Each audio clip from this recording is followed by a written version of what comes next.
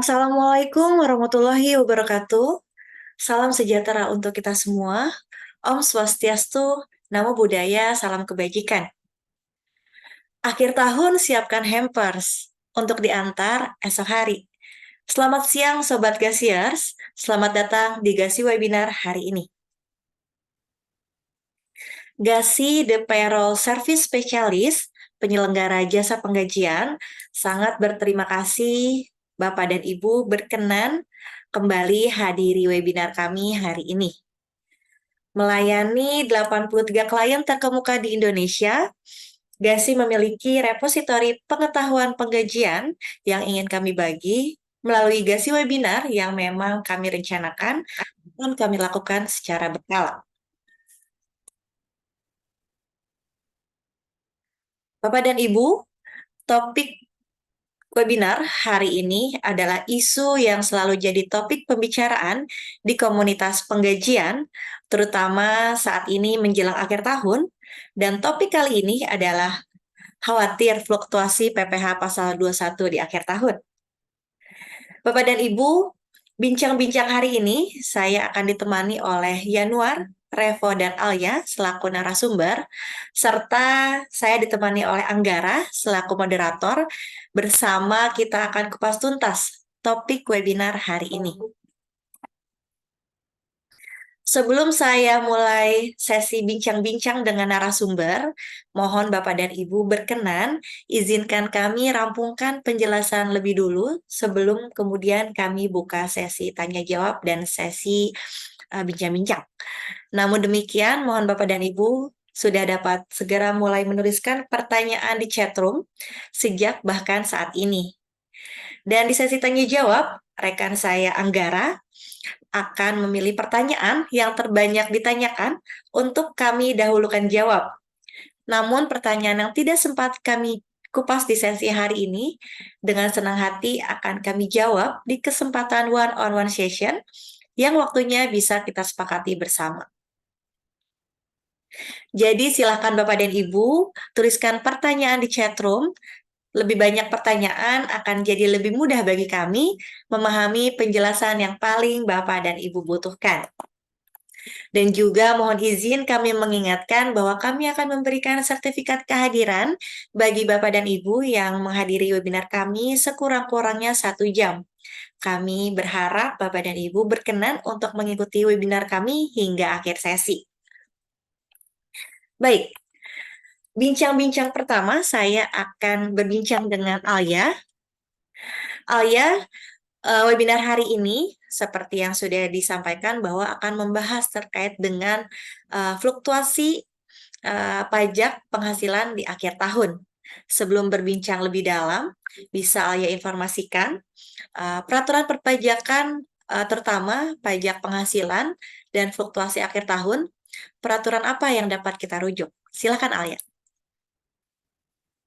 Sesuai dengan tema webinar kita pada hari ini, berarti peraturan perpajakan yang berhubungan dengan pajak penghasilan pasal 21 dan pasal 26 di Indonesia saat ini diatur dalam peraturan yang berbentuk undang-undang, peraturan Menteri Keuangan, dan peraturan Direktorat Jenderal Pajak. Di antaranya adalah Undang-Undang HPP Nomor 7 Tahun 2021 mengenai harmonisasi peraturan perpajakan. Sedangkan untuk rujukan pelaksanaan pajak penghasilan mengacu ke beberapa peraturan Menteri Keuangan dan peraturan Direktur Jenderal Pajak.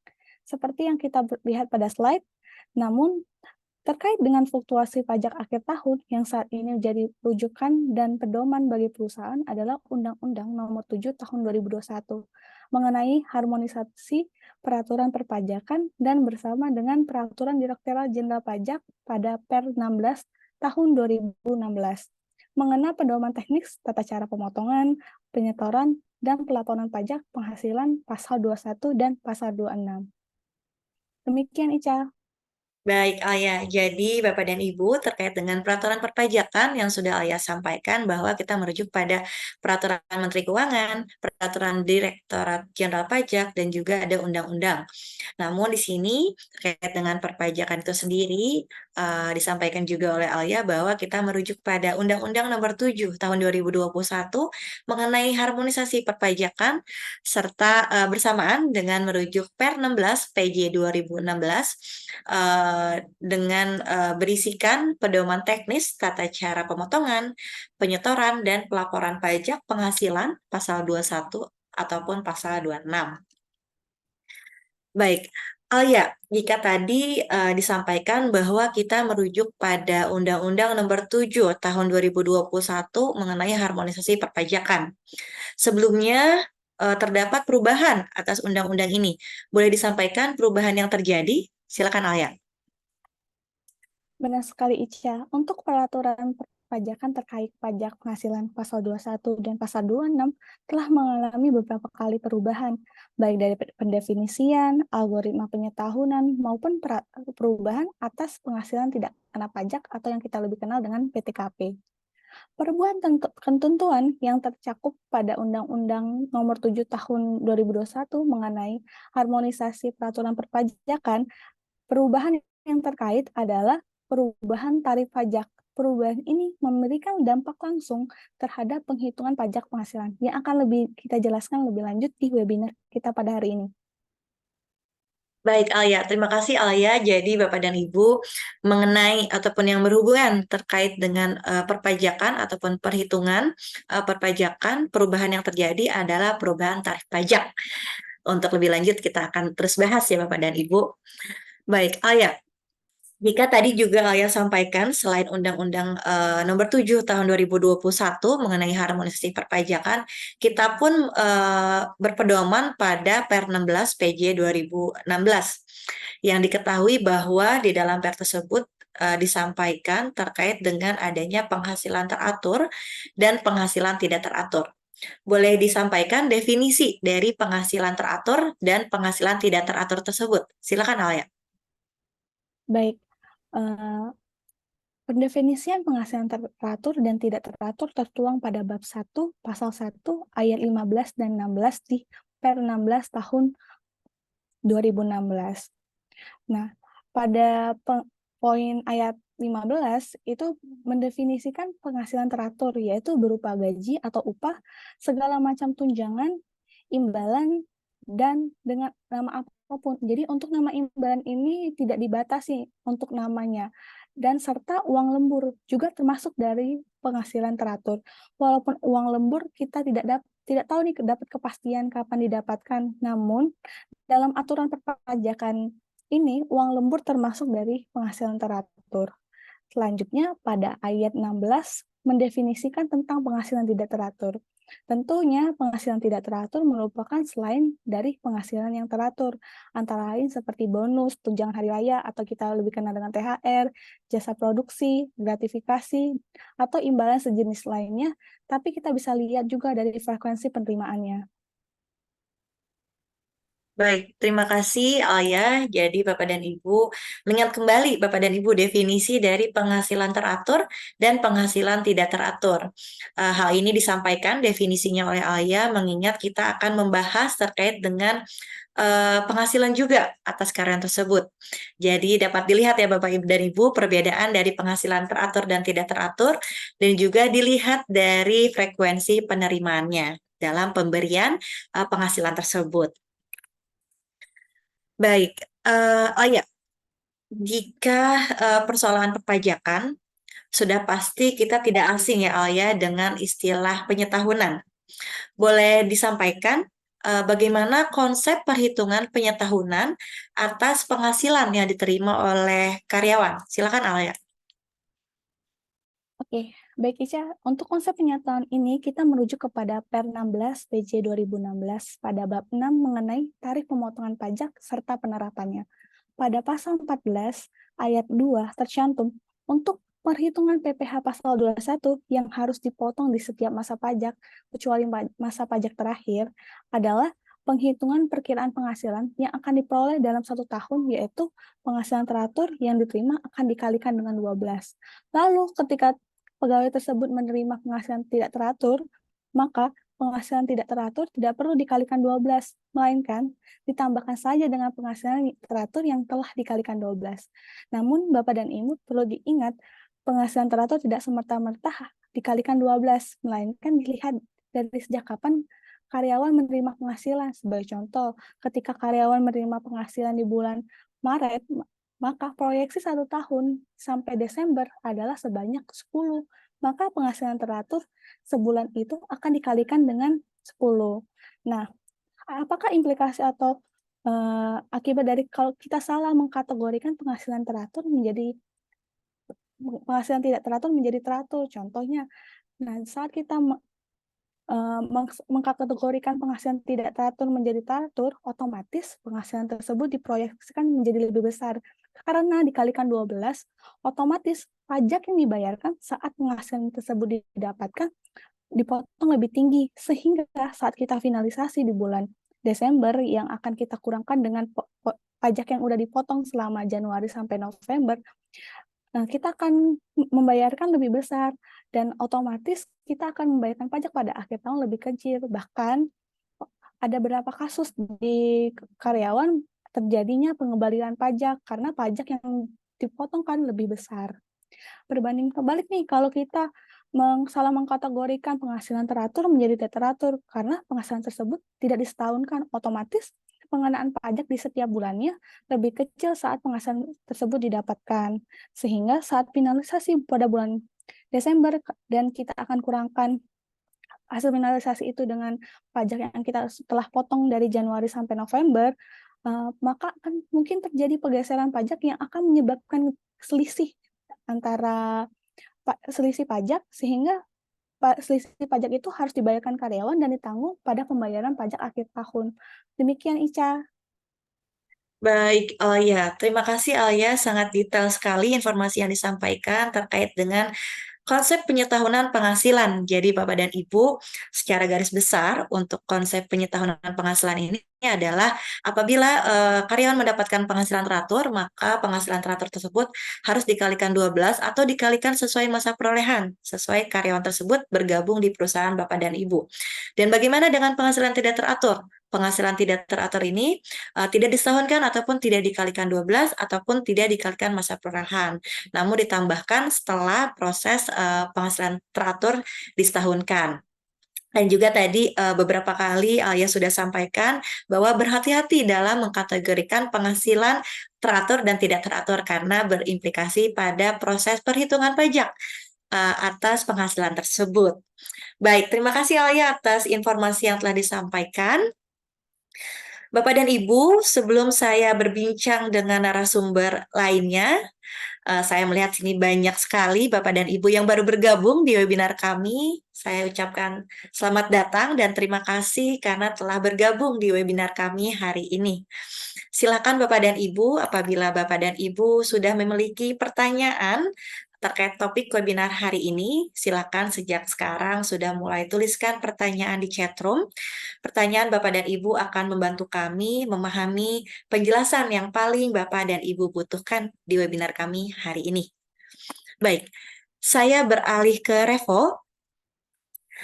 Revo, jika tadi disampaikan mengenai Undang-Undang Nomor 7 Tahun 2021 mengenai harmonisasi perpajakan, disampaikan bahwa adanya perubahan pada tarif pajak. Boleh diinformasikan perubahan tarif pajaknya seperti apa? Silakan Revo. Baik, terima kasih, Ca. Selamat siang, Bapak dan Ibu. Jadi pertanyaannya terkait perubahan tarif pajak ya dari Per 16 PJ 2016 ke UU HPP nomor 7 tahun 2021. Jadi untuk perubahannya itu pada lapisan tarif ke-1, yaitu tarif 5%, yang sebelumnya batas atas penghasilan kena pajak adalah sampai dengan 50 juta, menjadi 60 juta. Lalu pada lapisan tarif kedua, tarif 15%, batas bawah penghasilan kena pajak berubah menjadi mulai lebih dari 60 juta sampai dengan 250 juta. Lalu pada lapisan tarif ketiga, tarif 25% mengalami perubahan untuk batas atasnya. Saat ini batas bawah penghasilan mulai lebih dari 250 juta dan batas atas sampai dengan 500 juta. Lalu pada lapisan tarif keempat, yaitu tarif 30%, yang sebelumnya maksimal batas atas penghasilan kena pajak 500 juta menjadi 5 miliar. Lalu adanya penambahan lapisan tarif kelima, yaitu penghasilan lebih dari 5 miliar dikenakan tarif 35%. Demikian nih, Cak. Baik, Revo, terima kasih. Jadi, Bapak dan Ibu, mengenai tarif pajak, perubahannya yang pertama adanya perubahan rentang penghasilan yang semula berawal dari 50 juta menjadi 60 juta, dan juga sebelumnya lapisan tarif ini hanya terdapat 4 lapisan, saat ini menjadi 5 lapisan, yaitu lapisan kelima adalah dengan tarif 35%, dan untuk rentang penghasilannya adalah di atas 5 miliar. Mungkin perubahan tarif pajak ini sudah dirasakan ya oleh Bapak dan Ibu dalam proses perhitungan perpajakan penghasilan karyawan. Baik, Revo, jika tadi sudah sempat membahas mengenai penyetahunan penghasilan karyawan yang didapatkan, dilihat dari penghasilan teratur dan penghasilan tidak teraturnya. Tentunya, jika mengenai penghasilan pasti berhubungan terkait adanya perpajakan. Boleh diinformasikan, Revo, mengenai konsep pemotongan PPh pasal 21 atau pemotongan pajak sesuai dengan peraturan yang kita rujuk? Silakan, Revo. Baik, terima kasih, Ca. Jadi pertanyaannya terkait tata cara pemotongan PPh pasal 21 ya, sesuai peraturan ya. Jadi, baik Bapak dan Ibu, sesuai pasal 14 pada Per 16 PJ 2016, jumlah pajak penghasilan yang dipotong setiap masa pajak adalah atas penghasilan yang bersifat teratur dan tidak teratur. Bapak Ibu perlu mengingat kembali nih konsep pengetahuannya. Penghasilan teratur kita kalikan 12 atau kita kalikan sisa masa pajak dari bulan kita menerima penghasilan sampai dengan bulan Desember. Maka penghitungan pajak bulan berjalan juga dibagi 12 atau dibagi sisa bulan sampai dengan Desember sesuai penjelasan pasal 14 ayat 3 huruf A. Lalu ketika terdapat penghasilan tidak teratur, maka pajak penghasilan pasal 21 yang dipotong atas penghasilan tidak teratur adalah sebesar selisih pajak secara total dikurangi dengan pajak atas penghasilan teratur saja. Demikian nih, Cak. Baik, terima kasih Revo. Jadi Bapak dan Ibu mengenai pemotongan pajak. Tadi disampaikan bahwa pemotongan pajak ini adalah atas penghasilan yang bersifat teratur dan tidak teratur. Jadi keduanya diperhitungkan sebagai perhitungan perpajakan. Dan juga terkait dengan pajaknya ini memang dibagi juga dengan 12 atau sesuai dengan masa perolehan. Jadi kembali lagi ya Bapak dan Ibu melihat sesuai karyawan tersebut bergabung di perusahaan Bapak dan Ibu. Baik, Revo, terkait dengan pemotongan pajak, tadi jika dijelaskan bahwa adanya pembagi sesuai masa perolehan ataupun dibagi dengan 12, apakah terdapat perbedaan pemotongan pajak bulanan dengan pemotongan pajak pada akhir masa pajak? Silakan, Revo. Baik, terima kasih, Cak. Jadi pertanyaannya terkait perbedaan pemotongan pajak bulanan ya terhadap pada masa pajak terakhir ya. Jadi tentu ada perbedaan. Tata cara pemotongan pajak pada masa pajak terakhir juga telah disebutkan pada Per 16 PJ 2016 pasal 14 ayat 5, yaitu penghitungan pajak masa pajak terakhir didapat dari selisih pajak penghasilan terutang selama 1 tahun atau selama bagian tahun pajak jika penghitungan tidak dimulai dari awal tahun pajak. Lalu dikurangi dengan pajak penghasilan yang telah dipotong pada masa-masa sebelumnya dalam tahun pajak yang bersangkutan. Seperti itu, Ica. Baik, Revo. Jadi untuk pemotongan pajak pada akhir masa pajak itu, setelah kita mengetahui total pajak, dikurangi dengan pajak yang sudah dipotong ya, Revo. Baru kita ketahui pajak yang memang harus didapatkan pada akhir masa pajak tersebut. Begitu ya, Revo? Betul, Ica. Baik. Terima kasih, Revo.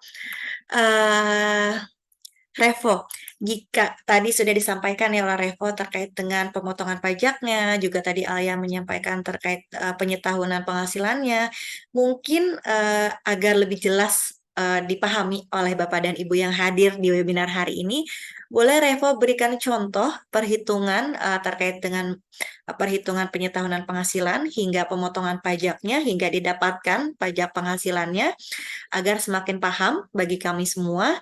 Tentunya merujuk pada Per 16 PJ 2016, Revo. Silakan, Revo. Oke, baik Ica. Di sini Bapak dan Ibu, di sini saya akan menjelaskan terkait detail penghitungan PPh pasal 21 ya. Di slide sudah dijabarkan. Oke, terima kasih. Baik Bapak dan Ibu, berikut saya akan jabarkan contoh kasus yang kita miliki saat ini. Reto, seorang karyawan dengan status menikah tanpa anak, menerima gaji sebesar 5.750.000. Reto juga membayar iuran pensiun ke lembaga dana pensiun yang telah disahkan sebesar 200.000 sebulan. Pada bulan berjalan, Reto menerima penghasilan hanya atas gajinya saja sebesar 5.750.000 sejak bulan Januari 2022. Berikut penghitungan yang bisa kita dapatkan dari kasus tersebut. Penghasilan Reto berasal dari gaji, maka penghasilan bruto didapatkan sebesar 5.750.000. Lalu pengurang penghasilan Reto berasal dari biaya jabatan sebesar 5% dari penghasilan bruto, yaitu 5% dari 5.750.000, itu mendapat angka sebesar 287.500. Selain itu, kita bersama mengetahui bahwa Reto membayar iuran pensiun per bulan sebesar 200.000. Maka total pengurang Reto adalah sebesar 487.500. Kemudian total penghasilan bruto dan total pengurang sudah kita peroleh, maka penghasilan neto sebulan adalah sebesar 5.262.500. Sesuai pembahasan sebelumnya, tarif diterapkan atas perkiraan penghasilan yang akan diperoleh selama 1 tahun. Dan karena Reto mulai menerima penghasilan sejak Januari, maka penghasilan neto sebulan kita kalikan dengan 12, menghasilkan penghasilan neto setahun adalah sebesar 63.150.000. Lalu untuk PTKP setahun untuk wajib pajak sendiri adalah sebesar 54 juta. Karena Reto sudah menikah, maka terdapat tambahan PTKP sebesar 4.500.000 rupiah. Lalu untuk total penghasilan tidak kena pajaknya adalah sebesar 58.500.000. Kemudian untuk penghasilan kena pajak itu didapat dari penghasilan neto setahun kita kurangi dengan penghasilan tidak kena pajak, maka yaitu sebesar 4.650.000. Penghitungan pajak penghasilan terutang atas penghasilan kena pajak merujuk pada lapisan tarif Undang-Undang Nomor 7 Tahun 2021, yaitu lapisan tarif ke-1 sebesar 5%. Maka penghasilan kena pajak 4.650.000 kita kali dengan 5%, menghasilkan total pajak terutang setahun sebesar 232.500. Lalu saatnya kita akan menerapkan tata cara pemotongan pajak penghasilan terutang sebulan, yaitu pajak terutang setahun kita bagi dengan 12, sehingga pajak terutang sebulan yang harus dibayarkan oleh Reto adalah sebesar Rp19.375. Demikian, Ica. Baik, Revo. Terima kasih atas contoh yang telah diberikan. Berharap dengan contoh yang sudah disampaikan oleh Revo dan juga definisi dari konsep penyetahunannya itu sendiri dapat dipahami oleh Bapak dan Ibu. Di sini juga sudah jelas ya Bapak dan Ibu perhitungan terkait dengan menemukan penghasilan neto dan juga melihat hasil dari perhitungan untuk menemukan PPh pasal 21 di bulan berjalan. Baik, terima kasih Revo. Bapak dan Ibu, jika tadi saya sudah berbincang dengan Alia dan juga Revo mengenai konsep, definisi, dan juga ketentuan yang berlaku dan juga peraturan perpajakan yang kita rujuk, selanjutnya saya ingin berbincang dengan Yanuar. Saya ingin langsung ke inti persoalannya sesuai dengan judul ataupun topik webinar hari ini mengenai fluktuasi akhir tahun. Namun sebelumnya mohon izin saya mengingatkan kembali kepada Bapak dan Ibu. Sini terima kasih Bapak dan Ibu sudah banyak pertanyaan yang disampaikan. Bagi Bapak dan Ibu yang memang masih terdapat pertanyaan, masih ada beberapa menit untuk Bapak dan Ibu memberikan pertanyaan. Silakan dapat tuliskan di chat room. Pertanyaan Bapak dan Ibu selalu membantu kami memahami penjelasan yang paling Bapak dan Ibu butuhkan. Namun apabila pertanyaan Bapak dan Ibu tidak sempat kami jawab di kesempatan hari ini, dengan senang hati akan kami jawab di kesempatan one-on-one session di waktu terpisah yang waktunya bisa kita sepakati bersama. Yanuar, sehubungan dengan topik webinar kita kali ini mengenai fluktuasi akhir tahun, yang juga fluktuasi ini bergandengan erat dengan paradoks. Bisa dijelaskan lebih lanjut apa itu fluktuasi dan apa itu paradoks? Silakan, Yanuar. Oke, terima kasih Ica. Selamat sore Bapak dan Ibu. Ya, kita akan melanjutkan pembahasan yang telah disampaikan di awal bahwa algoritma penyetahunan ini sesuai dengan Per 16 PJ 2016 sangat berpotensi adanya fluktuasi pada bulan Desember atau bulan terakhir karyawan bekerja. Nah, terkait dengan hal ini, GASI sudah menganalisa beberapa paradoks penggajian yang dapat terjadi pada akhir tahun. Nah, namun sebelum kita beralih untuk bahas lebih lanjut paradoksnya apa, ada apa aja, kita harus tahu dulu kenapa kita menyebut ini sebagai paradoks gitu. Nah, jadi secara definisi paradoks ini adalah sebuah pernyataan yang seolah-olah bertentangan gitu atau berlawanan dengan asumsi umum, tetapi dalam kenyataannya memang mengandung unsur kebenaran. Nah, dalam hal ini ketika kita perusahaan gitu menggunakan penyetahunan sesuai dengan peraturan, di mana di sini adalah Per 16 PJ 2016 dan menyebabkan fluktuasi pajak di bulan Desember atau di masa akhir karyawan bekerja, itu akan terlihat oleh karyawan salah gitu penghitungan kita karena ada fluktuasi. Tapi sebenarnya kita sudah menggunakan penghitungan dan algoritma penyetahunan sesuai dengan Per 16 dan sesuai regulasi dari Direktorat Jenderal Pajak. Nah, oleh karena itu pada kesempatan kali ini kita akan menjelaskan 3 jenis paradoks di mana yang intensitasnya cukup sering kita temui gitu. Yang pertama itu ada paradoks yang ke-1. Kita akan bahas tentang analisa implikasi pengkategorian salary komponen teratur ataupun tidak teratur terhadap fluktuasi, entah itu take home pay ataupun pajak bagi karyawan. Lalu yang kedua itu adalah paradoks mengenai timing pembayaran penghasilan tidak teratur berupa bonus atau penghasilan tidak teratur lainnya. Dan yang ketiga itu adalah implikasi kebijakan memperhitungkan penghasilan dan pajak masa sebelumnya bagi karyawan yang baru bergabung menjelang akhir tahun. Demikian nih, Cak. Baik, Yanuar. Terima kasih, Yanuar, atas informasi mengenai definisi dari paradoks itu sendiri dan juga fluktuasi. Dan juga Bapak dan Ibu, seperti yang sudah Yanuar sampaikan, bahwa GASI sudah melakukan analisa beberapa paradoks yang dapat terjadi di akhir tahun dengan terdapat 3 jenis paradoks yang memang intensitasnya cukup sering dialami menjelang akhir tahun.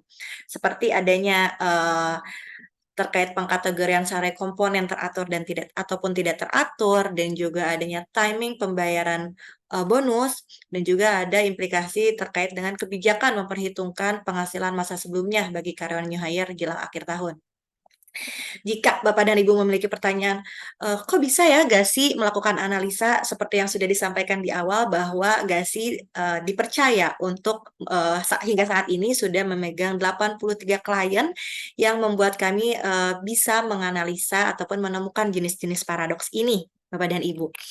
Baik, Ian, jika tadi sudah disampaikan 3 paradoks yang memang terjadi di akhir tahun, boleh diberikan informasi secara detail, Yanuar, terkait dengan 3 paradoks tersebut. Mungkin dapat diberikan contoh dengan visual ya, Yanuar, mungkin dengan grafik ataupun dengan tools lainnya yang membuat Bapak dan Ibu hadir di webinar hari ini lebih memahami. Silakan, Yanuar. Oke, ya. Baik, Bapak dan Ibu, kita bisa mulai bahas paradoks yang pertama. Di sini kita sudah siapkan grafik, di mana dari ilustrasi grafik ini yang ditandai dengan balok merah, itu adalah penghasilan tidak teratur, yang balok biru adalah penghasilan teratur. Nah, ini adalah paradoks pertama yang kita akan bahas tentang pendefinisian salary komponen teratur dan tidak teratur. Nah, jika di sini di grafik yang sebelah kiri itu ada penghasilan tidak teratur, di mana sebenarnya secara balok biru nih, secara penghasilan teratur itu statis gitu, tidak mengalami kenaikan, dan juga untuk penghasilan tidak teraturnya ada di garis yang sama gitu setiap bulannya di Januari, Februari, April sampai dengan Juli. Nah, tetapi kenapa di Desember ini mengalami kenaikan? Nah, hal inilah yang memang menjadi paradoks ataupun fluktuasi yang akan terjadi di bulan Desember ketika menggunakan algoritma penyetahunan sesuai dengan peraturan, karena akan dilakukan akumulasi untuk penghasilan yang diterima sepanjang tahun berjalan seperti yang sudah Revo jelaskan sebelumnya. Nah, bedanya dengan grafik yang di sebelah kanan, ini adalah semua penghasilannya di atau contoh balok yang merahnya ini yang sebelumnya tidak teratur itu dijadikan penghasilan teratur. Nah, di sini memang untuk bulan sebelum Desember, yaitu Januari, April, dan Juli, pajaknya akan lebih besar gitu diperhitungkan lebih awal. Nah, tapi di bulan Desember itu mengalami penurunan angka pajaknya atau secara secara kasarnya itu adalah ada pengembalian pajaknya gitu ketika penghasilannya dijadikan penghasilan teratur. Nah, untuk lebih detailnya di sini kita sudah siapkan file Excel untuk dapat memahami grafik ini lebih detail lagi. Oke, jadi pertama kita bisa lihat penghitungan di bulan Januari ya, Bapak Ibu, di mana karyawan ini menerima gaji dan juga bonus sebagai penghasilan bruto. Dan kita bisa fokus ke pajak yang baris 13, penghasilan kena pajak. Nah, PKP reguler ini adalah penghasilan yang dikenakan pajak atas penghasilan yang teratur saja. Nah, bisa kita lihat di sini bahwa statis nih penghasilan kena pajak regulernya atau penghasilan kena pajak teraturnya statis di bawah 60 juta. Nah, tarif untuk penghasilan kena pajak sebesar di bawah 60 juta itu adalah 5%. Maka di sini statis karyawan dikenakan tarif 5%. Begitupun ketika dia terima bonus nih di bulan Januari dia terima bonus 10 juta, tapi ketika sudah dijumlahkan penghasilan kena pajak totalnya, artinya yang teratur dan tidak teratur, itu masih di bawah 60 juta juga. Alhasil, tarif yang dikenakan untuk karyawan ini adalah 5%. Nah, tapi kita coba lihat ke bagian totalnya di bulan Desember atau ketika penghitungan akumulasi 1 tahun. Nah, di sini kita bisa lihat bahwa di kolom total gaji yang telah dijumlahkan selama tahun berjalan itu adalah 96 juta. Dan penghasilan tidak teratur atas bonus yang diterima di bulan berjalan itu adalah 40 juta rupiah. Karena diterima selain di Januari, ada April, ada Juli, sampai dengan Oktober. Nah, itu diakumulasi terlebih dahulu. Lalu kita hitungkan lagi penghasilan kena pajak atas penghasilan teraturnya ada berapa sih nominalnya. Nah, di sini kita lihat untuk baris ke-13 lagi. Nah, baris ke-13 ini tarifnya itu masih di bawah 60 juta. Artinya tarif yang dikenakan adalah 5%. Tapi kita coba lihat bonusnya ketika telah diakumulasi di 1 tahun itu. Nah, di sini telah melebihi 60 juta. Ketika telah melebihi 60 juta artinya ada lapisan tarif yang atau ada penghasilan tidak teratur yang seharusnya dikenakan tarif 15%. Sedangkan kalau kita lihat di bulan-bulan sebelumnya, di bulan ketika terima bonus sebelum bulan Desember, itu tarif yang dikenakan adalah 5% saja.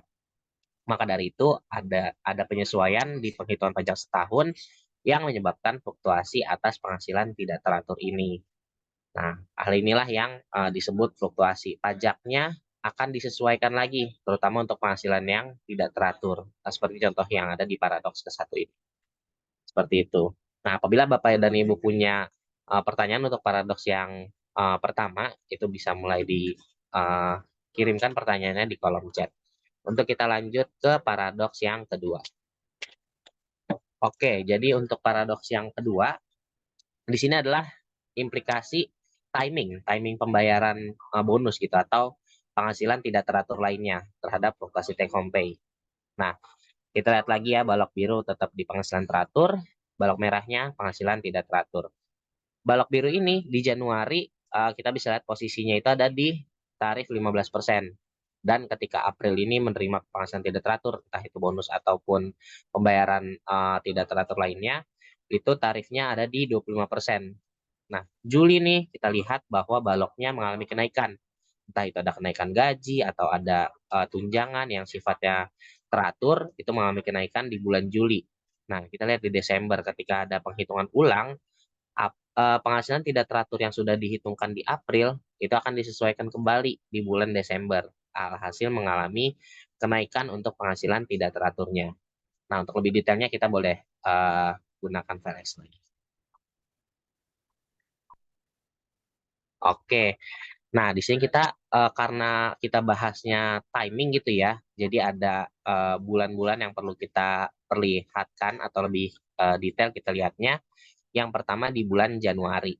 Di bulan Januari ini gaji yang diterima karyawan sampai dengan bulan September itu adalah fix 5 juta gitu ya. Nah, dan juga di bulan Mei ada penghasilan tidak teratur yang diterima, yaitu atas bonus sebesar 50 juta. Dibayarkan ketika gaji karyawan itu adalah 5 juta rupiah. Nah, karena dilihat dari bulan berikutnya, yaitu Oktober, karyawan mengalami kenaikan gaji menjadi 10 juta rupiah. Nah, dan di bulan November ini ada juga tunjangan sebesar 25 juta. Lalu kita lihat lagi nih di hasil akhir ketika seluruh penghasilannya diakumulasi. Oke, kita lihat ya perhitungannya. Jadi gaji semuanya di total dari bulan Januari sampai Desember dan juga tunjangannya sebesar 25 juta yang diterima di November plus bonusnya yang dia terimanya hanya sekali nih di bulan Mei tadi sebesar 50 juta.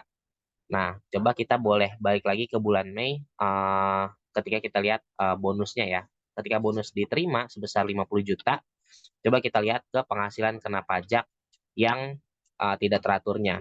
Itu masih di bawah 60 juta rupiah. 60 juta rupiah ini tadi tarifnya itu masih 5%. Nah, kita balik lagi ke yang total ketika diakumulasi ulang. Nah, karena sudah terdongkrak oleh penghasilan teratur, yang penghasilan teraturnya gajinya naik, terus dapat tunjangan, lalu kemudian eh, di Oktober itu ada kenaikan juga yang tadinya 5 juta jadi 10 juta. Alhasil ini terdongkrak nih untuk penghasilan tidak teraturnya. Yang tadinya 5% tarifnya, maka ada penyesuaian yang seharusnya tarifnya itu adalah 15%. Disinilah adanya penyesuaian untuk penghitungan pajak atas penghasilan tidak teraturnya. Demikian Bapak Ibu. Untuk kita lanjut lagi selanjutnya ke paradoks yang ketiga. Oke, paradoks yang ketiga ini mengenai penghasilan dan pajak masa sebelumnya menjelang akhir tahun khususnya bagi karyawan yang baru bergabung di tengah tahun pajak ya. Jadi grafik ini menunjukkan hasil akhir paradoks ketiga di mana terdapat fluktuasi yang bisa kita bilang negatif ya karena dia akan menghasilkan pajak atau potongan pajak yang lebih besar bagi karyawan. Nah, mengapa bisa seperti ini? Kita bisa bahas langsung menggunakan file Excel-nya. Oke, jadi di sini karyawan bulan Juni sampai dengan bulan September penghasilan teraturnya hanya atas gaji gitu dengan lapisan tarif 5% ya. Kita boleh lihat ke bagian bawah di penghasilan kena pajak reguler itu masih di bawah 60 juta, alhasil masih 5%. Nah, untuk bulan Oktober penghasilan tidak teraturnya yang diterima ini atas bonus diterima juga nih. Tapi kita lihat juga tarifnya masih di bawah 60 juta sehingga masih dikenakan tarif 5%. Nah, bulan November, karyawan ini memberikan formulir 1721A1 ke perusahaan yang selama ini dia bekerja gitu. Nah, karena penghasilan dan pajak masa sebelumnya untuk karyawan ini akan menjadi aspek penghitungan bagi PPh 21-nya, maka hal ini akan dihitung ulang gitu, akan dihitung kembali dan menjadi bagian dari perhitungan pajak sehingga kita lihat di sini ketika karyawan memberikan penghasilan neto masa sebelumnya, penghasilan kena pajaknya yang akan dihitungkan pajaknya mengalami kenaikan yang menjadi 125 juta itu. Nah, walaupun ada pajak setahun pajak yang telah dipotong masa sebelumnya yang dari perusahaan sebelumnya itu menjadi pengurang, tetap saja ini akan menyebabkan fluktuasi gitu ya, karena ada kenaikan potongan nilai pajaknya untuk karyawan. Nah, untuk hal seperti ini ketika mengalami kenaikan potongan pajak tentunya akan ada moving onward yang harus disepakati antara perusahaan dengan karyawan yang bersangkutan. Nah, untuk moving onward kita akan bahas di next slide-nya nanti. Demikian Ica dan Bapak Ibu. Terima kasih. Baik, terima kasih Yanuar atas penjelasan mengenai 3 paradoks yang sering terjadi di akhir tahun. Jadi dari ketiga paradoks itu dapat dilihat ya Bapak dan Ibu terdapat perubahan tarif sesuai dengan penghasilan yang didapatkan. Nah, jika tadi Yanuar sampaikan bahwa adanya moving onward mengenai 3 paradoks yang terjadi ini yang memang dapat dilakukan oleh Bapak dan Ibu di perusahaannya. Boleh disampaikan moving onward apa yang bisa dilakukan oleh Bapak dan Ibu di perusahaan mengenai ketiga paradoks tersebut. Silakan Yanuar. Oke, baik Bapak Ibu. kita tadi sudah janjikan lalu upaya apa saja gitu ya yang dapat perusahaan lakukan apabila perusahaan mengalami fluktuasi terutama pada tiga fluktuasi yang tadi sudah kita bahas bersama. Jadi untuk paradoks yang pertama mengenai kategori penghasilan teratur dan tidak teratur, ini Bapak Ibu bisa melakukan review kembali nih atas item-item penggajian yang sekiranya dilihat dari intensitas penerimaannya cukup sering gitu ya di setiap masa pajak. Contohnya ada insentif yang mungkin diterima lebih dari satu kali, sebanyak 8 kali gitu. Nah itu kan intensitasnya cukup sering gitu dari 12 bulan yang ada diterimanya 8 kali. Nah, itu bisa dipertimbangkan untuk dijadikan penghasilan teratur. Atau bisa juga mengaplikasikan tarif tertinggi di setiap masa pajak sejak awal tahun pajak. Tentunya dengan proyeksi uh, dan juga simulasi terhadap data yang sudah akurat gitu sebelum menjalankan sebelum menerapkan penghitungan dengan tarif tertinggi ini. Lalu untuk paradoks yang kedua mengenai timing, Bapak Ibu tentunya sudah memiliki jadwal kapan bonus dibayarkan, kapan penghasilan tidak teratur A, penghasilan tidak teratur B dibayarkan, kapan kenaikan gaji dilaksanakan. Nah, itu kan tadi seperti yang kita lihat, pembayaran bonus yang dibayarkan lebih awal dari kenaikan gaji tentunya akan menyebabkan adanya fluktuasi di akhir tahun gitu. Nah, untuk hal ini bisa dijadwalkan ulang atau didiskusikan kembali apakah ada pembayaran bonus yang jadwalnya bisa dirubah gitu. Sebisa mungkin pembayaran bonus dilakukan setelah kenaikan gaji dilaksanakan seperti itu misalnya. Nah, lalu untuk paradoks yang ketiga mengenai penghasilan dan pajak masa sebelumnya ya.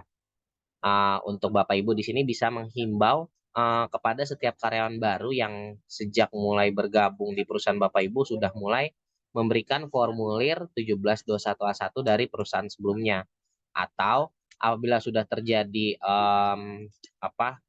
terlambat gitu memberikan formulir 1721A1 yang harusnya kita perhitungkan, itu bisa menggunakan opsi split pembebanan pajak atas kenaikan nilai yang dialami. Seperti contohnya nih, yang tadi kan bulan ketika penghasilan dan pajak masa sebelumnya itu belum belum diikutsertakan dalam penghitungan. Pajaknya sebelumnya 1 juta nih flat.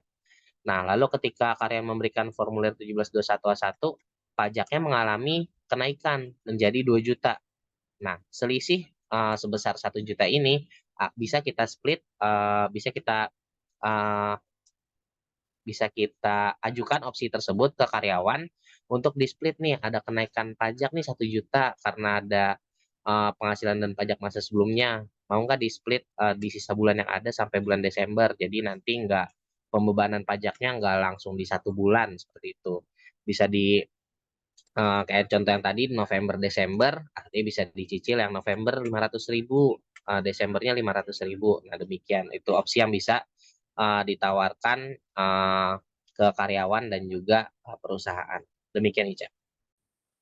Baik, terima kasih Yanuar mengenai informasi moving onward. Berharap mengurangi kekhawatiran Bapak dan Ibu mengenai fluktuasi di akhir tahun. Jadi Bapak dan Ibu dapat melakukan tadi seperti mereview ulang terkait dengan penghasilan teratur dan tidak teratur, lalu melihat kembali waktu pemberian bonus dan juga dapat memberikan sosialisasi kepada karyawan baru bahwa dapat memberikan formulir 1721A1 tidak menjelang akhir tahun. Baik, eh, selanjutnya saya ingin meminta Yanuar memberikan rangkuman dan kesimpulan atas bincang-bincang tips dan trik penggajian hari ini. Silakan Yanuar. Oke, baik. Terima kasih Bapak Ibu telah menghadiri sesi webinar kami sampai dengan saat ini. Jadi kesimpulan dari webinar kami kali ini yang pertama itu adalah tentang latar belakang fluktuasi PPh pasal 21 yaitu meliputi pendefinisian penghasilan teratur dan tidak teratur, penyetahunan sesuai peraturan perpajakan Per 16 PJ 2016, dan lapisan tarif yang berlaku atau diperhitungkan secara progresif sesuai dengan Undang-Undang Harmonisasi Perpajakan. Dan untuk hal tersebut, GASI sudah menganalisa paradoks penggajian akhir tahun sampai dengan saat ini sebanyak 13 jenis paradoks dan kiat-kiat yang dapat dilakukan untuk meredam fluktuasi terhadap pajak dan juga gaji bersih karyawan. Itu kita bisa melakukan review item-item penggajian yang saat ini dikategorikan sebagai penghasilan tidak teratur. Siapa tahu ada yang bisa dijadikan penghasilan teratur gitu. Dan juga kita diharapkan peka terhadap setiap kasus yang menimbulkan kenaikan lapisan tarif terhadap penghasilan teratur dan juga penghasilan tidak teratur, dan menjalankan simulasi menjelang akhir tahun nih. Sebelum Desember kita bisa menjalankan simulasi untuk menentukan moving onward apa yang akan dilakukan apabila terdapat fluktuasi. Dan penghasilan dan pajak masa sebelumnya ini menjadi aspek dari salah satu perhitungan PPh pasal 21 yang sangat mempengaruhi untuk karyawan yang baru bergabung di tengah tahun pajak di perusahaan Bapak Ibu. Dan kita bisa juga menggunakan tarif tertinggi terhadap penghasilan tidak teratur di setiap masa pajak, tentunya dengan proyeksi data yang akurat dan pastinya akan menjalankan simulasi terlebih dahulu. Demikian, Ica. Baik, terima kasih Yanuar atas rangkuman dan kesimpulan atas bincang-bincang tips dan trik penggajian topik webinar hari ini. Bapak dan Ibu, jelang sesi tanya jawab, rekan saya Anggara akan membacakan pertanyaan terpilih untuk kita bahas bersama. Silakan Anggara. Oke, baik. Terima kasih, Ca. Terima kasih rekan-rekan narasumber yang sudah menjelaskan untuk materi webinar kita hari ini. Ini saya lihat sudah banyak juga ini pertanyaan yang masuk ya di chat room kami. Terima kasih juga untuk kontribusinya dari Bapak dan Ibu yang sudah hadir ya. Mohon izin untuk sesi tanya jawab ini saya akan membacakan pertanyaan yang paling banyak ditanyakan ya terlebih dahulu. Dan apabila masih terdapat pertanyaan atau terdapat pertanyaan yang belum sempat terjawab di sesi kami hari ini, dengan senang hati kami akan layani di one-on-one session yang waktunya dapat kita sepakati. Baik, langsung saja untuk yang pertama ini dari Akbar ya. Apakah insentif termasuk komponen penghasilan teratur atau penghasilan tidak teratur? Silakan. Baik, terima kasih Anggara atas pembacaan pertanyaannya. Jadi untuk pertanyaan dari Bapak Akbar nih, menanyakan apakah insentif termasuk komponen penghasilan teratur atau tidak teratur. Sebenarnya insentif tidak dijelaskan secara eksplisit apakah termasuk penghasilan teratur atau tidak teratur. Namun disarankan untuk dijadikan sebagai penghasilan teratur dikarenakan memiliki kemungkinan diberikan lebih dari satu kali dalam satu tahun pajak. Jadi kemungkinan kalian dapat mendapatkan insentif itu mungkin satu kali dalam satu tahun. Demikian Anggara. Baik, terima kasih Alia. Ya, Bapak dan Ibu, ini kita bisa mengacu penjelasan teman-teman tadi ya mengenai penghasilan teratur maupun penghasilan tidak teratur dari definisi masing-masing ya. Dimana kan jika untuk penghasilan teratur itu yang memang didapatkan satu kali dalam satu tahun pajak ya. Jika memang komponen insentif ini berpotensi didapatkan lebih dari satu kali dalam satu tahun pajak, maka kami menyarankan kepada Bapak dan Ibu untuk melakukan setting ya atau menerapkannya sebagai penghasilan teratur. Seperti itu Bapak dan Ibu. Baik, saya lanjutkan pertanyaan berikutnya dari Sakti. Ya, bagaimana jika terdapat perbedaan penerapan ya untuk komponen yang sama, tapi di perusahaan yang berbeda? Jadi untuk di perusahaan A menggunakan penerapan teratur ya, dan di perusahaan B itu menerapkannya tidak teratur. Apakah dalam hal ini dapat menyebabkan perbedaan nilai pajak yang dihasilkan? Silakan. Oke, terima kasih Bapak Sakti atas pertanyaannya. Jadi, bagaimana jika ada perbedaan penerapan penghasilan dari perusahaan A gitu dan perusahaan B untuk komponen yang sama, tapi yang satu yang di perusahaan A teratur, yang di perusahaan B tidak teratur gitu ya. Nah, tentunya dari perbedaan pendefinisian atau pengkategorian komponen ini dari teratur dan tidak teratur untuk komponen yang sama pasti akan menyebabkan nilai pajak gitu ya dari hasil perhitungan itu akan mengalami perbedaan untuk perhitungan bulan per bulannya, di mana perusahaan A akan menghasilkan nilai pajak yang lebih besar gitu. Karena komponen tersebut, komponen yang dimaksud gitu ya, itu dihitung dengan proyeksi dikali 12 karena dikategorikan sebagai penghasilan teratur. Nah, tapi pada akhir tahun pajak terdapat fluktuasi positif karena nilai pajak yang dibayarkan bulan per bulannya lebih besar. Sama seperti contoh yang paradoks pertama tadi.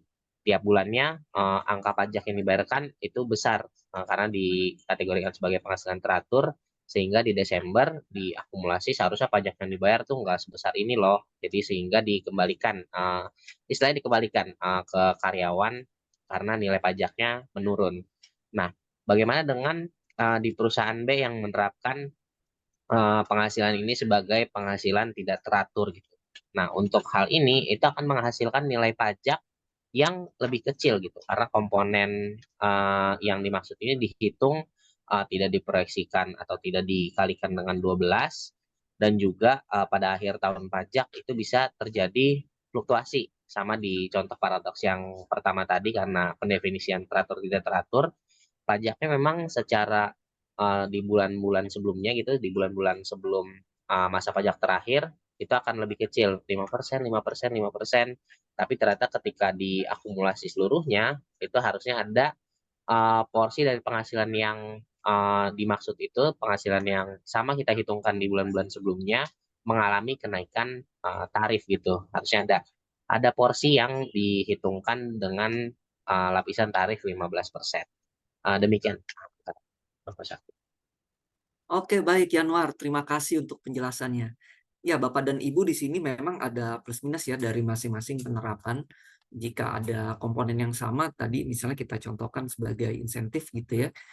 Jika kita hitungkan itu secara teratur maupun sebagai penghasilan tidak teratur, ya masing-masing mempunyai nilai lebih dan nilai kurangnya juga. Dimana jika disetahunkan atau sebagai penghasilan teratur ya, ketika kita kalikan 12 otomatis nilai pajaknya akan jauh lebih besar memang di awal, tetapi di akhir tahun pajak itu akan terjadi penyesuaian, di mana penyesuaian ini justru lebih aman untuk sisi karyawan dibandingkan jika kita menerapkan sebagai penghasilan tidak teratur, di mana untuk pembayaran nilai pajaknya sendiri di awal itu ya sesuai dengan apa yang ditarifkan ya, karena dia tidak disetahunkan gitu ya. Tetapi di akhir pajak itu akan dilihat kembali dan itu akan menyebabkan nilai fluktuasi yang dapat mengurangi RKP dari karyawan tersebut. Ya, selanjutnya pertanyaan dari Utomo. Kenapa jika terdapat karyawan ya yang bekerja lebih dari satu perusahaan di dalam 1 tahun pajak yang sama, ketika melakukan pelaporan pajak orang pribadinya dapat mengalami kekurangan bayar pajak? Silakan. Baik, terima kasih Anggara. Jadi saat karyawan memiliki 2 perusahaan atau bekerja di 2 perusahaan akan mengalami kekurangan bayar pajak saat pelaporan SPT itu dikarenakan pada saat melakukan pelaporan pajak orang pribadi, maka akan dilakukan penggabungan atas 2 bukti potong yang diterima karyawan dan akan dihitungkan ulang dengan menerapkan hanya 1 pengulang PTKP dan 1 mapping terhadap tarif PPh pasal 17. Sehingga ini akan menimbulkan penghasilan yang diterima oleh karyawan dari salah satu bukti potongnya akan berpindah tarif menjadi ke tarif yang lebih tinggi. Demikian Anggara.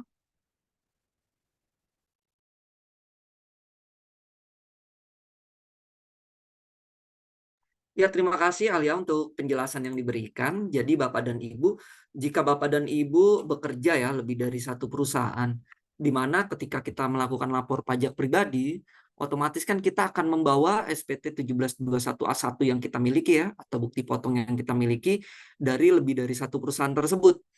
Nah, ketika di sistem DJP online, misalnya kita mempunyai 2 bukti potong gitu ya.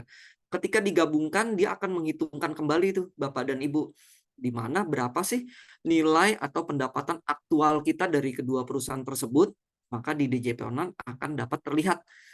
Oleh sebab itu, mengapa hal ini kerap kali menjadi terdapat kekurangan bayar pajak bagi karyawan tersebut. Seperti itu, Bapak dan Ibu.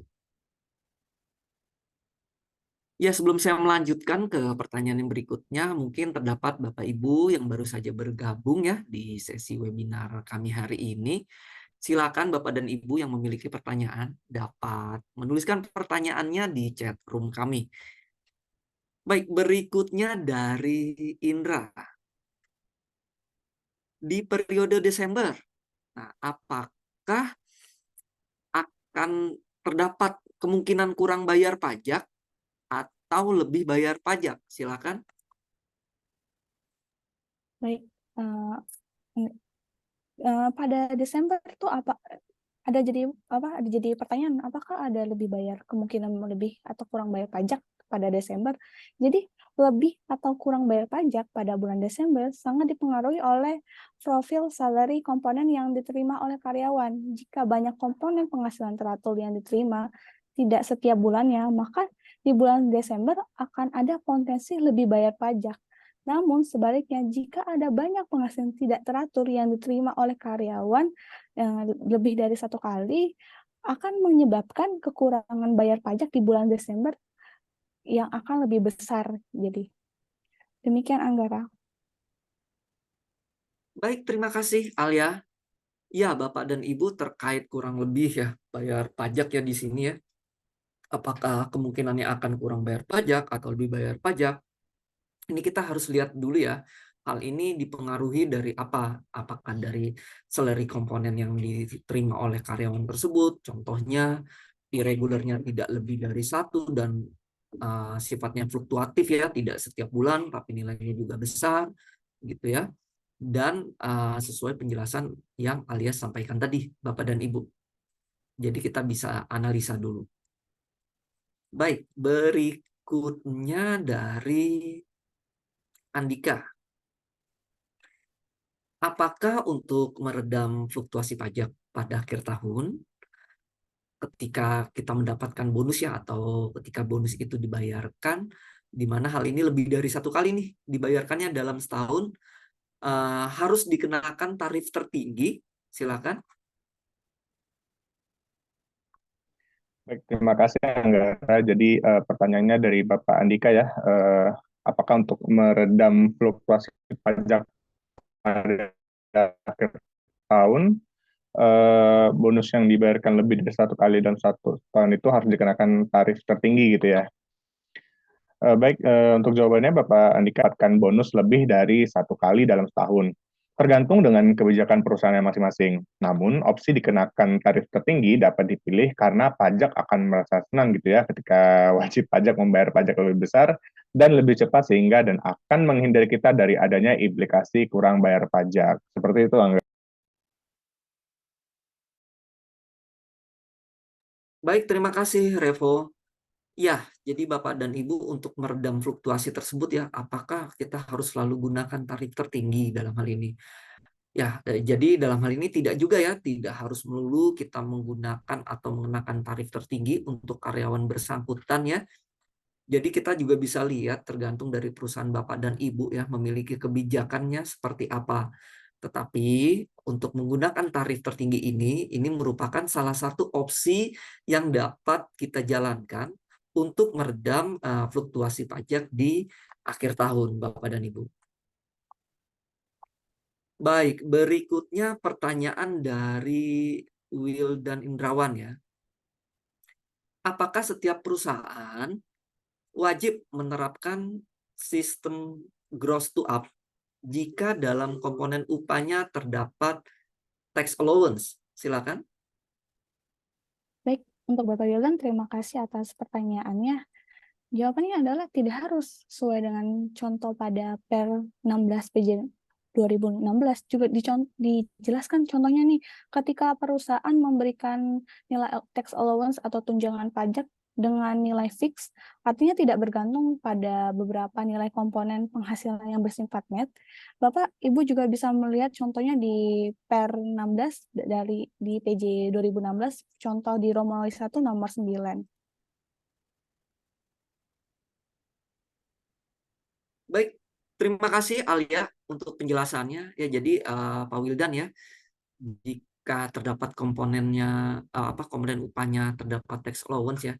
Jadi dalam hal ini di Per 16 PJ 2016 ini juga dijelaskan beserta contohnya, di mana ketika perusahaan memberikan nilai tunjangan pajak atau tax allowance di sini, ini bisa menggunakan dengan nilai fix ya. Jadi tidak fluktuatif setiap bulannya, di mana ini artinya kita tidak bergantung ya pada nilai komponen yang diberikan setiap bulannya. Seperti itu, Pak Wildan. Baik, berikutnya pertanyaan dari Alif Rizka ya. Di sini ada 2. Yang pertama, jika perusahaan memberikan THR, biasanya kan PPh 21 akan mengalami kenaikan ya. Lalu bagaimana nih atau solusinya membuat hal ini agar berdampak tidak terjadinya fluktuasi gitu ya. Itu yang pertama. Yang kedua, jika kita mempunyai revenue ya dari beberapa project gitu ya, apakah untuk pajak penghasilan 21-nya tetap dicatatkan di OPEX atau bisa di COGS ya gitu ya, teman-teman. Silakan. Baik, terima kasih Anggara. Selamat siang Bu Alif Rizka. Jadi di sini ada 2 pertanyaan ya dari Bu Alif Rizka, yaitu yang pertama, ketika perusahaan memberikan THR yang biasanya akan naik tuh PPh 21-nya, bagaimana membuat hal ini tidak fluktuasi? Izin saya jawab pertanyaan yang pertama. Langkah pertama adalah melakukan analisis penyebab fluktuasi pajak pada akhir tahun. Dalam kaitannya dengan pemberian THR secara umum, hal tersebut dipengaruhi oleh nominal THR-nya itu sendiri. Jadi penghasilan tidak teratur lainnya dan timing pembayaran atas THR. Kemudian untuk moving onward-nya, sesuai yang telah disampaikan pada materi webinar dapat dipilih sesuai dengan penyebab fluktuasinya itu sendiri. Lalu untuk pertanyaan yang kedua dari Bu Alif Rizka juga, yaitu jika kita punya revenue di beberapa proyek, apakah PPh 21-nya tetap dicatatkan di OPEX atau bisa di COGS atau COGS ya? Oke, baik. Jadi peraturan pajak tidak mengatur secara detail ya bagaimana perusahaan melakukan pencatatan akuntansi atas PPh pasal 21.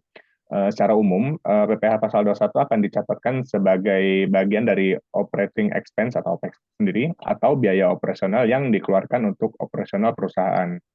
Namun karena PPh 21 itu termasuk dalam beban gaji karyawan, maka Bapak dan Ibu bisa memastikan kembali apakah biaya gaji yang dikeluarkan tersebut termasuk biaya tenaga kerja langsung. Artinya yang berkaitan langsung dengan produksi barang dan atau biaya tersebut merupakan biaya tenaga kerja bagian administrasi.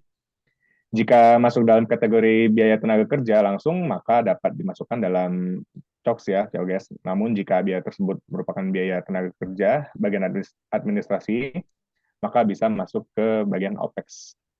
Semoga jawaban saya menjawab pertanyaan dari Ibu Alif Rizka. Demikian Anggara. Baik, terima kasih Revo. Ya, jadi Ibu Alif Rizka ya, untuk pertama tadi THR ya, untuk gimana nih cara kita menanggulangi nilai fluktuasinya. Ya, seperti sebelumnya, tadi langkah pertama memang yang harus kita analisa terlebih dahulu, apakah ini memang terkait dengan nilai murni dari nilai THR-nya yang menyebabkan fluktuasi, atau memang ada dari komponen lain di mana untuk hal tersebut gitu ya yang dapat menyebabkan fluktuasi terjadi, atau juga bahkan dari timing dari pemberian penghasilan tidak teraturnya gitu ya. Jadi tadi moving onward yang ada di kami gitu ya, yang kami sampaikan salah satunya adalah jika penghasilan tidak teratur didapatkan lebih dari 1 kali, kami sarankan kita terapkan dengan sebagai penghasilan teratur ya, Yang kedua, kita gunakan tarif tertinggi ketika karyawan mendapatkan penghasilan tidak teratur tersebut, gitu ya. Lalu yang kedua itu terkait mungkin ini mengenai pembukuan ya, PPh 21 itu dicatatkannya di OPEX atau di COGS ya, di mana kalau secara pencatatan akuntansi memang peraturan pajak tidak mengatur ya secara detail untuk hal ini, tetapi secara generik atau secara umumnya PPh pasal 21 ini dicatatkan di operating expense atau di OPEX ya, Ibu Alif, seperti itu. Baik, untuk berikutnya saya masuk ke pertanyaan dari Bapak Muhammad Iqbal ya. Jadi ada 2 pertanyaan nih. Yang pertama itu misalnya di PTX ya mempunyai 3 karyawan.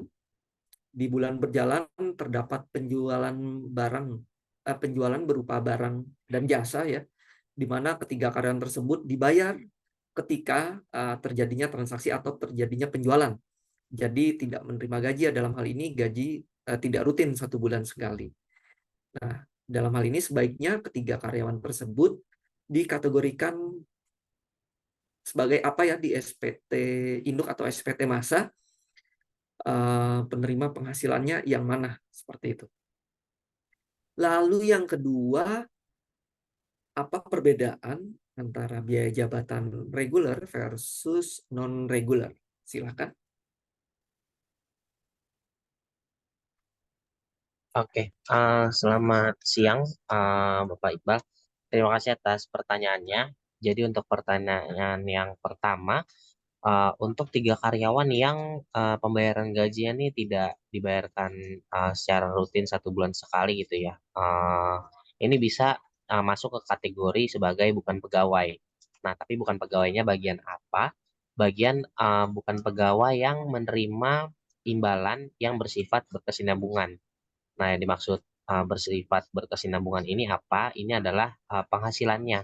Karena walaupun tidak dibayarkan rutin setiap bulannya, tetapi di tahun berjalan kan karyawan ini menerima penghasilan lebih dari 1 kali dalam 1 tahun. Maka masuk ke kategori bukan pegawai yang menerima imbalan yang bersifat berkesinambungan. Dan nantinya karyawan ini akan mendapatkan bukti potong tidak final atas penghasilan yang diperhitungkan. Nah, lalu untuk pertanyaan yang kedua, perbedaan biaya jabatan reguler dan juga biaya jabatan non teratur atau tidak teratur. Jadi biaya jabatan reguler ini diperhitungkan asalnya itu dari kelompok penghasilan yang sifatnya teratur. Yang misalnya itu ada gaji, ada tunjangan, premi asuransi, yang sekarang itu ada natura juga. Nah, itu semua kelompok penghasilan teratur itu dijumlahkan dan diperhitungkan dari situlah biaya jabatan reguler. Lalu untuk biaya jabatan non reguler itu adalah biaya jabatan yang diperoleh dari penghasilan yang sifatnya tidak teratur. Yang contohnya itu ada THR, ada bonus. Nah, tapi perlu diperhatikan juga untuk biaya jabatan reguler ini dan biaya jabatan non reguler. Jadi ketika biaya jabatan untuk reguler ini kan penghitungannya itu kan 5% penghasilan brutonya. Nah, di mana kalau di sini penghasilan dari penghasilan teraturnya 5% dari penghasilan teratur dengan nilai maksimal 500.000 1 bulan dan 6 juta selama 1 tahun. Artinya ketika biaya jabatan reguler ini diperhitungkan sudah maksimal gitu, maksimal 500.000 sebulan dan 6 juta 1 tahun, maka otomatis untuk biaya jabatan non regulernya itu adalah 0 karena sudah habis di penghitungan biaya jabatan reguler. Beda halnya ketika biaya jabatan regulernya masih selama 1 tahun belum mencapai 6 juta gitu. Artinya masih ada porsi contoh di biaya jabatan regulernya itu 5.400.000.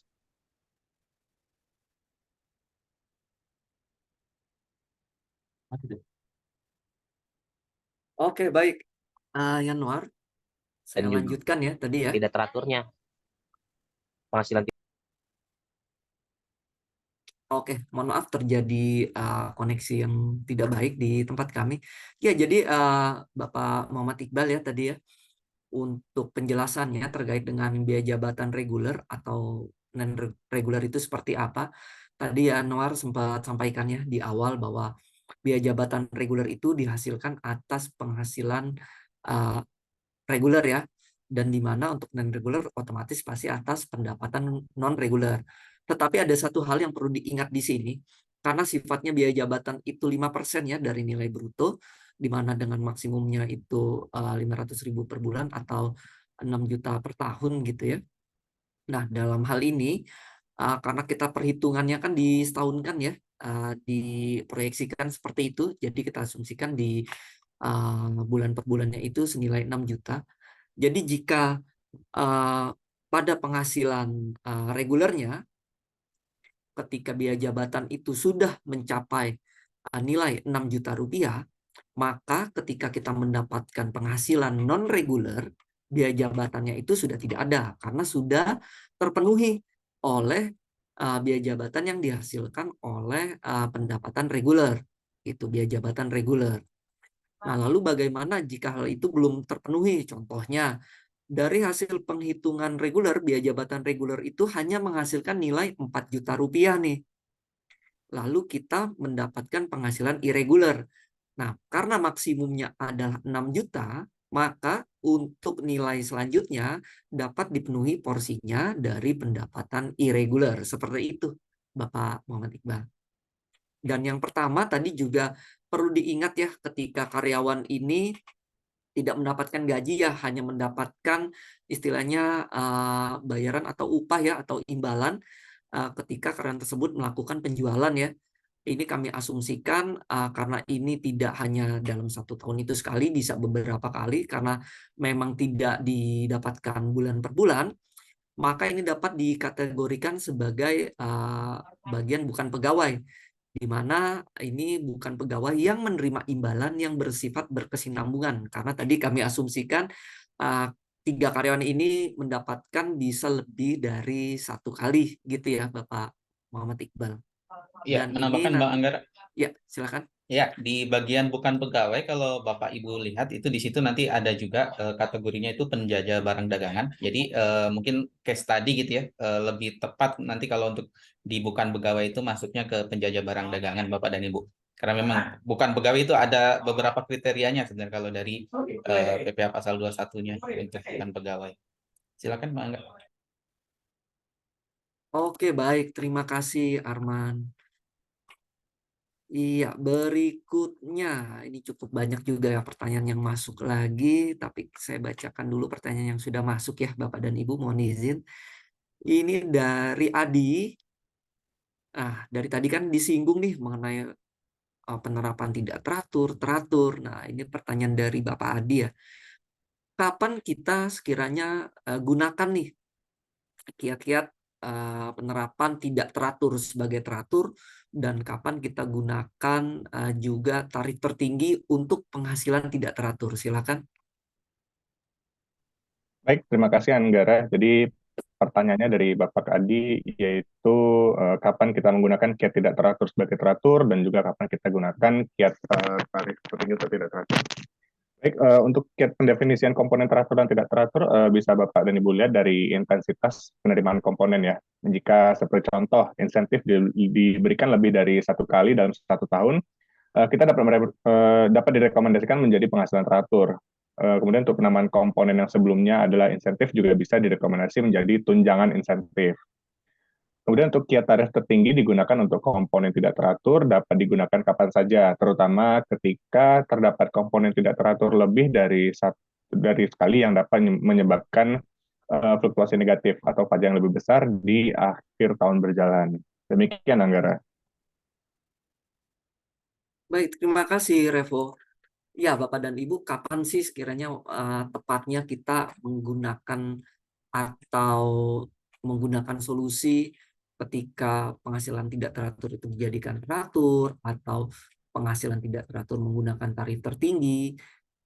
Ya, ini dapat kita lihat juga ya dari intensitas penerimaan komponen irregulernya gitu ya, atau penghasilan tidak teraturnya. di mana jika penghasilan tidak teraturnya didapatkan cukup sering ya dalam 1 tahun pajak, maka kita dapat gunakan solusi menjadi atau kita ubah menjadi penghasilan teratur. Lalu kapan kita gunakan nih penghasilan tidak teraturnya? Menggunakan tarif tertinggi gitu ya.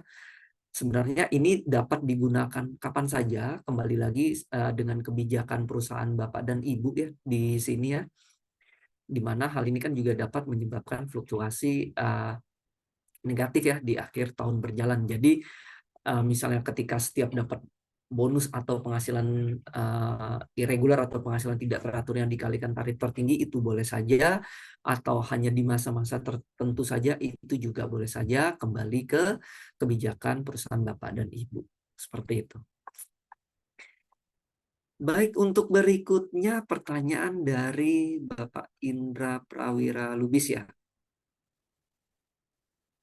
Ya, ini terkait dengan mengenai perhitungan PPh 21 atas pembayaran kompensasi, di mana ini diberikan setiap perpanjangan kontrak karyawan ya, sesuai PP 35 tahun 2021. Nah, untuk PPh 21 atas kompensasi ini ya dikenakan masuk ke dalam PPh 21 reguler gitu ya, atau pegawai tetap, atau ke PPh 21 final. Silakan. Oke, selamat sore Bapak Indra.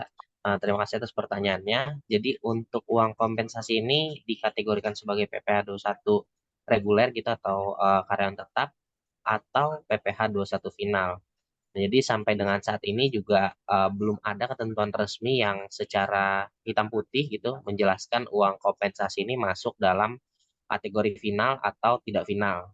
Dan dalam hal ini, GASI juga sudah mencoba menggali informasi kepada narasumber pajak di KPP, dan informasi yang kami peroleh dari pihak KPP juga belum berani gitu memberikan konfirmasi untuk hal ini. Namun di klien GASI saat ini ada yang menerapkan sebagai PPh pasal 21 final dengan rujukannya ke ketentuan PMK nomor 16 PMK 03 tahun 2010 terhadap orang pribadi dalam negeri yang menerima penghasilan berupa uang pesangon, uang manfaat pensiun, tunjangan hari tua, dan juga jaminan hari tua yang dibayarkan secara sekaligus, dikenai pemotongan PPh pasal 21 bersifat final. Nah, ada juga yang menerapkan sebagai pajak tidak final karena memang dijelaskan di PMK nomor 16 tidak menyebutkan secara spesifik terkait dengan uang kompensasi. Demikian, Bapak Indra. Baik, terima kasih Yanwar. Ya, Bapak Indra, jadi untuk sampai saat ini ya memang tidak ada penjelasan secara hitam dan putihnya nih, penjelasan tertulisnya terkait dengan uang kompensasi ini. Apakah kita ingin memasukkan ini ke PPh 21 pegawai tetapkah atau reguler ya, atau ke PPh 21 final gitu ya. Ya hingga saat ini pun kami GASI ya tetap masih mencari gitu ya informasi baik dari narasumber pajak kami di KPP yang menjadi rekanan kami juga gitu yang biasa kami tanya-tanya juga, itu belum bisa memberikan informasi tersebut gitu. Tapi ini tidak menutup kemungkinan untuk GASI tetap mencari informasi yang jelas terkait penerapan uang kompensasi ini. Jadi ini dikembalikan lagi ya sejauh ini ke kebijakan dari perusahaan di tempat Bapak Indra bekerja gitu. Baik, berikutnya pertanyaan dari Ibu Puri Melani ya.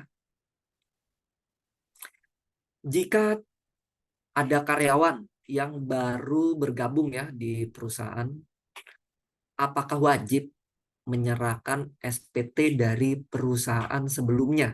Silakan. Baik, terima kasih Anggara. Jadi pertanyaan dari Bu Puri Melani yaitu jika ada karyawan yang baru bergabung di perusahaan kami, apakah wajib menyerahkan SPT dari perusahaan sebelumnya ya? Baik, jadi perhitungan penghasilan dari pajak masa sebelumnya dari perusahaan yang lama di perusahaan yang baru sebelumnya pernah diatur dalam Per 15 PJ 2006. Namun klausal tersebut kemudian dihapus atau tidak diatur lagi pada Per 31 PJ 2009. Kemudian juga pada Per 31 PJ 2012 hingga peraturan pajak yang berlaku saat ini pada Per 16 PJ 2016 terkait klausal tersebut juga tidak diatur. Demikian Anggara. Baik, terima kasih Revo. Ya, jadi tentang penyerahan ya, mungkin kalau saya bisa asumsikan lebih tepatnya apakah di perusahaan baru itu wajib memperhitungkan ya untuk SPT masa sebelumnya atau dari perusahaan sebelumnya. Ya memang sebelumnya kan ini pernah diatur ya di Per 15 PJ 2006. Lalu juga terjadi lagi terdapat klausal penghapusan atas peraturan ini di Per 31 PJ 2009 ya, Bu Puri. Dan yang terakhir hingga di Per 16 PJ 2016 ini tidak ada lagi nih peraturan pajak yang menjelaskan bahwa di perusahaan terkini wajib untuk menghitungkan SPT masa sebelumnya dari karyawan bersangkutan seperti itu. Baik, berikutnya saya lanjutkan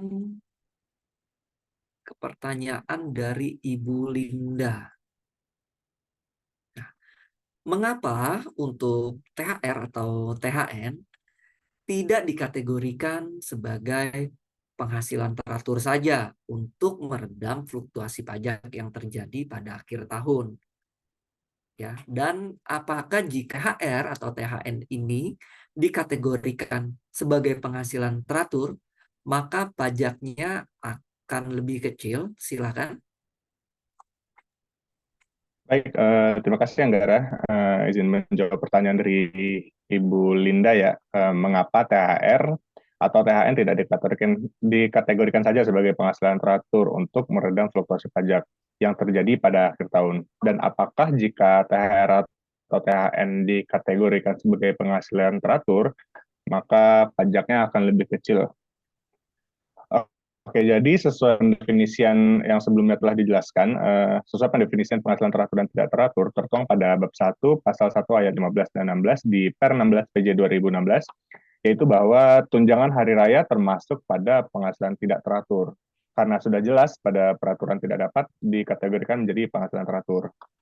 Kemudian secara total untuk perhitungan pajak pada masa terakhir, karena dilakukan akumulasi seluruh penghasilan, baik teratur maupun tidak teratur, maka tidak terdapat perbedaan pajak yang akan dibayar. Perbedaannya adalah untuk perhitungan pajak bulanan. Ketika dijadikan penghasilan teratur, maka akan disetahunkan dikali masa perolehan sehingga meminimalisir adanya fluktuasi negatif dengan tetap memperhatikan apakah sudah diatur sebagai penghasilan teratur atau tidak teratur. Semoga jawaban saya menjawab pertanyaan dari Ibu Linda. Baik, terima kasih Revo. Ya, Ibu Linda, ini di Per 16 PJ 2016 ya, tentang pengkategorian THR atau THN ini. Di situ jelas secara pendefinisian penghasilan teratur yang tadi rekan-rekan juga sampaikan ya di awal, bahwa salah satunya di penghasilan tidak teratur adalah tunjangan hari raya ya. Jadi dalam hal ini memang THR THN dikategorikan sebagai penghasilan tidak teratur.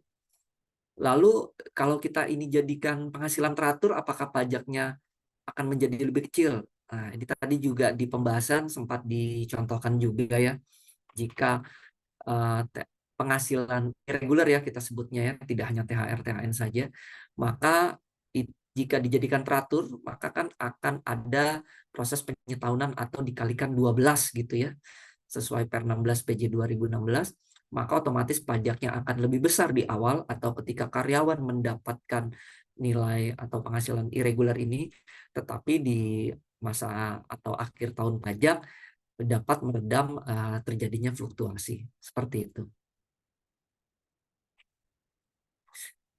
Iya, pertanyaan berikutnya dari Pak Aditya Budi Susanto ya, tadi menanyakan untuk materi kita hari ini ya, rekamannya dapat dilihat di mana. Ini saya informasikan untuk seluruh peserta ya. Jadi nanti untuk rekaman webinar kami hari ini atau webinar kami sebelum-sebelumnya juga dapat dilihat ya Di website kami di ptgasi.co.id itu terdapat news ya.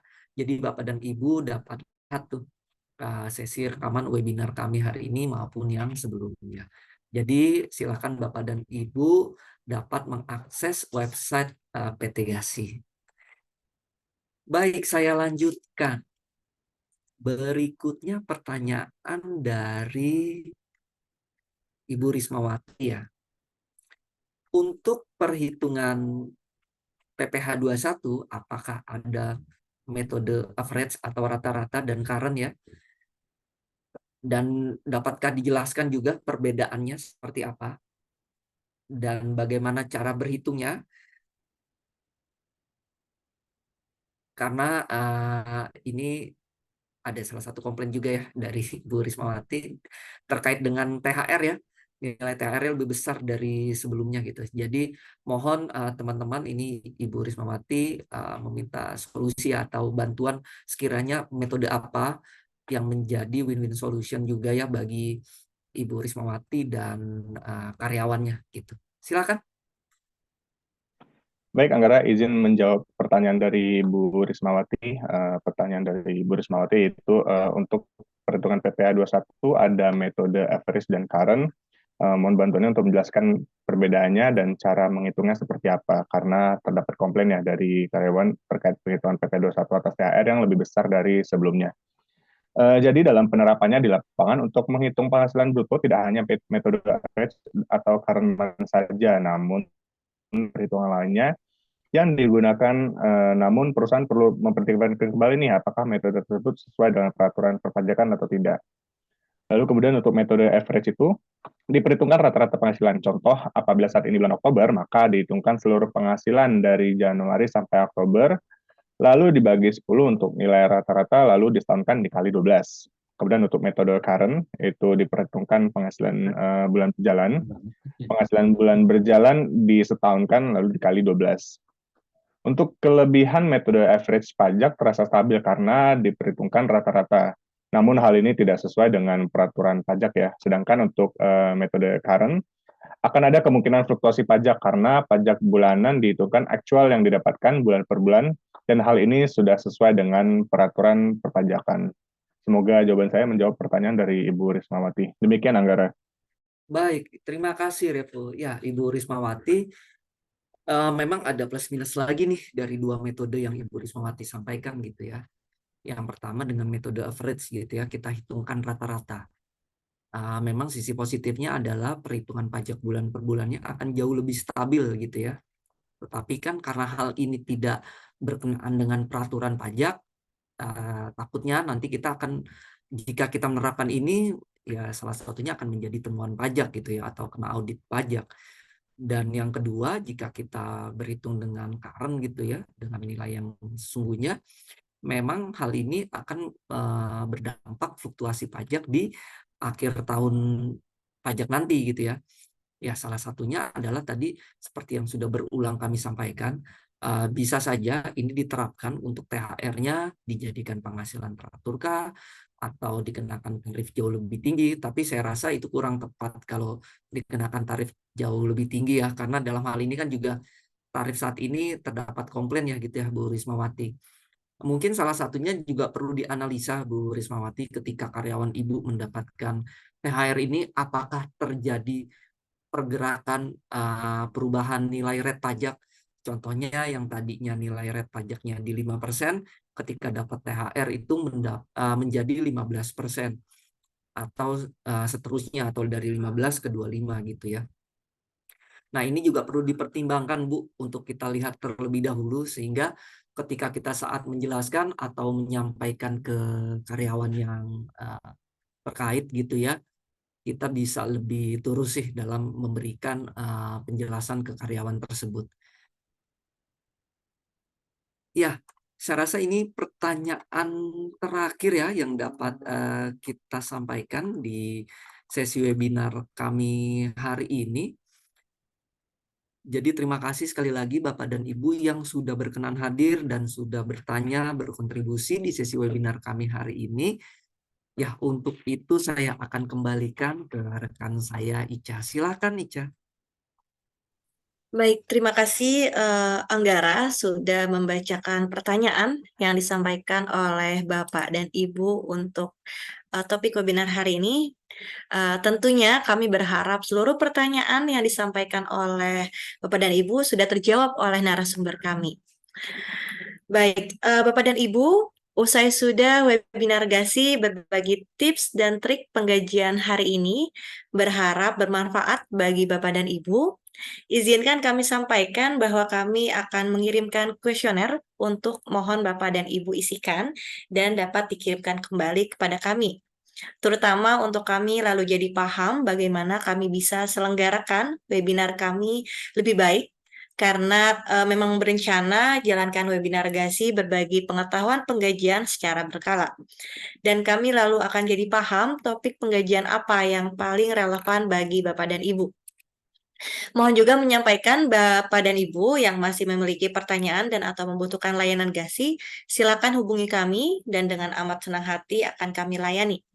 Selamat siang Bapak dan Ibu, terima kasih telah berkenan hadir dan sampai bertemu di sesi GASI webinar berikutnya. Selamat siang.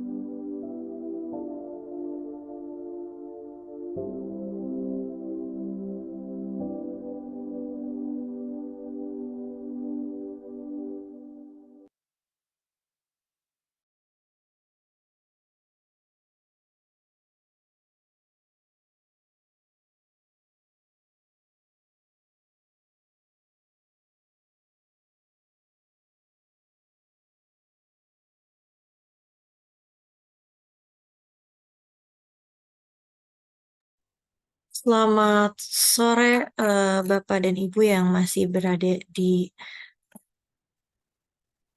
room webinar. Eh, Webinar hari ini sudah usai. Apakah ada yang bisa kami bantu atau masih terdapat pertanyaan?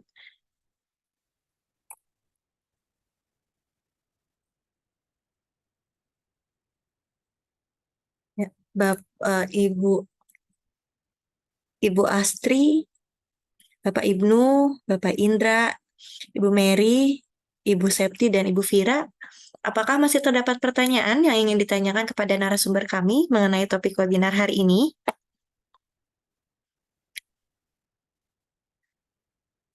Jika masih terdapat pertanyaan, boleh disampaikan di chat room agar kami bisa berikan akses untuk memberikan pertanyaan.